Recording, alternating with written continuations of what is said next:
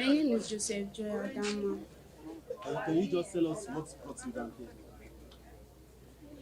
I was arrested in Lagos State, first of all, for attempting to steal from a man, but we later found out that the man was dead.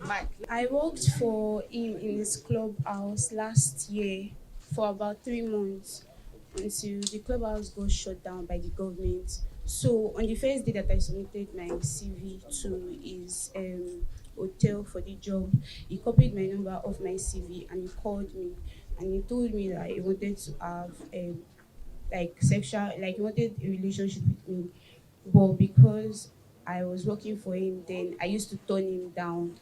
And when he came into the club too, he always made advances at me, but I did not turn him down like rudely because he was my boss. And then when the club got shut down, I stopped working. Then later I worked like down at the bar for like a month and a week until I now stopped working by myself. I resigned by myself. So asked me and text me and everything. But anytime I tried to ask him for anything, there was even a time I asked him to help me when I had rent issues. He just ghosted me, and then later, after a while, that he knew that everything was already calm and I didn't need the help anymore, he came back and started texting me again. So it happened that like two 2 weeks I stayed in my friend's hostel for like 2 weeks because we were having exams. So during that time, he still used to text me. So like he even called me one day like that and he said he wanted to see me. So I talked about the man with my friend and I told her that I don't want to have like any sexual relations with him at all. But at that time I was also in need of some money for some personal stuff that I wanted to sort. So that was where the idea of like stealing cash from him, like maybe from his car, because mostly people used to like have cash inside their car in the middle place of their car. So the idea was that like if he agrees to do BDSM with us, like to like BDSM is like the kind of sex where you tie the person's hands and legs. So while his hands and legs are tied, we can like take cash or whatever valuable we can find and live with it. But it turned out that that day, even when we went to see him that day, when he asked us to come, we even talked to him about needing jobs, but he told us that like he did not have any job available at the time, but with time that he will be able to find something for us. And he also liked my friend that day. He was even like he was telling my friend that he likes her and he wants to sleep with her and everything. Basically that day he was like proposing that he wanted to like have sex with the both of us. So we now proposed the car sex to him and he agreed, and the BDSM too, he agreed. He was even telling us already from the garden about how he was going to deal with us and everything when we get inside. Although we were not bothered because we knew we were not planning to have sex with him and we just wanted to like take his cash and leave.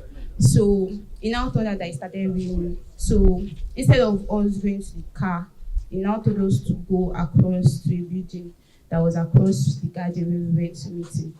So when we went inside, we were waiting at the reception, and then he just came and he started going inside, and we were following him. Then it turned out that it was a room. Like we didn't know that the guest house that was there, maybe he works there or he owns it. So when we went inside the room with him, my friend went inside. She excused herself and went inside the toilet, and I joined her inside the toilet. So while we were inside the toilet, I explained to my friend that his car sex that we wanted to do, this one that he has brought us into the room, what are we now going to do now about it? So she was like, I should be calm. We went back inside with the man, and because he already had eyes and attention for my friend before, he started touching her immediately we came out, and he carried her and placed her on the table. He removed his shirt, like he got naked and he got on the bed. Then I got on the bed with him. He allowed my friend tie his hand and tie his leg. He was even the one that raised up his leg for her to tie in. So after she tied his hand and his leg, based on the fact that we were in a room and not in a car, because normally we thought that if we want to have car sex with somebody, it cannot be in a public place that people can easily see or hear. But because it was in a room, so we were already thinking about what we're going to do, like in case like maybe he start shouting or something. So apart from the two ropes that we used to tie his hand and his leg, there was one other tiny clothes, like all these clothes rope that they used to tie on gown that was tiny. So after my friend tied his leg and his hand, and she placed the rope in his neck, so I had this small cloth that I used to tie on my head, like small handkerchief that I used to tie on my head, like a scarf. So like after, because my friend already tied his leg and his hand, so my own turn was to like try to put the handkerchief in his mouth so that that small rope I can use it to like close it, so that in case if he wants to shout, he won't be able to shout. But because I panicked and I freaked out, I when I put the clothes in his mouth, he removed it and he told me that he did not want it. Then me too, I now took the clothes and I put it in my mouth. I now told him that it's because we don't want him to moan too loud. That's why. But he refused. So during after that time that he refused to put the clothes in his mouth, I just like left him because I also panicked. That was why I could not tie the clothes in his mouth. So during the course of me being on the bed and just harassing him and everything, my friend went to the bag.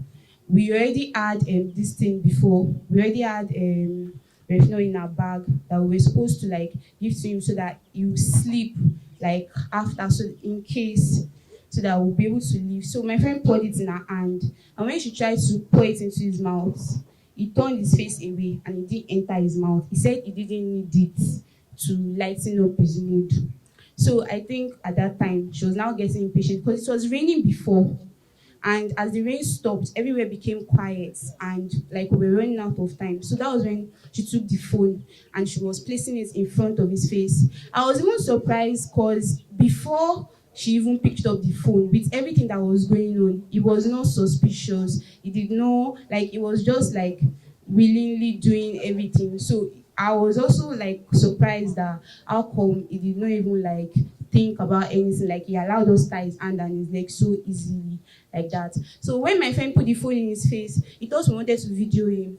So he was not like, we should not video him, we should not video him. That was when he now pushed me off the bed because I was already sitting like on his leg before. That was when he now pushed me off the bed. So my friend got on in and she put the phone in his face and tried to like unlock the phone with his face. Like since he didn't have, because the man is like, he did not have like cash or anything with him that day in his pocket or anything, and we didn't go to his car, so there was nothing else that we could do except if we were able to like get money from his account. So when my friend put the phone in front of his face, that was when he now freaked out and he now started like shouting and everything. I don't know how he managed to lose the rope that was used to tie his hand, and he started hitting my friend. So as he started hitting my friend and started shouting, she took the pillow and placed it over his face to muffle his screams from shouting.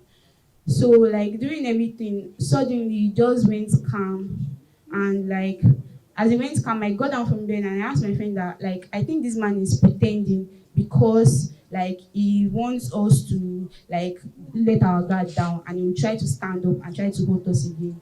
So I kept telling my friend that I think he's pretending to be asleep, that he's pretending to be asleep. So my friend went to the door and she turned the key of the door, pretending like as if we were leaving. And she said he opened one of his eyes. So when she said that, we now went to him and we're now begging him that, okay, please, can you wake up? We are not doing anything to you. Just wake up. We want to go. Because we felt he was pretending, but he didn't answer. So that was when I now went outside to the reception, because before we entered inside with him, he gave us alcohol to drink, even though he didn't take any. We asked him why he did not take any. He said he does not need alcohol to get in the mood, that we should just drink the alcohol because he was going to deal with us tonight, like sexual talk and everything. He even touched my friend's breast while we were in the garden there, outside in the open space there. At the end of the day, you discovered that he's dead. We did not discover he was dead until when the police apprehended us. How? Me, I already went home to Mowe. So it was while I was in Mowe that the police came to apprehend us. I even thought that it was because we left with the the man's phone, that was why they came to apprehend us, and we gave them the phone and the SIM card, only to find out later that that time that we thought he was pretending, he was already dead. Everything she said is true. Yeah, You did it. we did it together. Okay, now you did it together. You regret any of this action? Yeah, sure, right. What will you tell other ladies that are looking for quick money? I would say they should be patient. God would always intervene and break through, of course, and not to just go for any man because of money.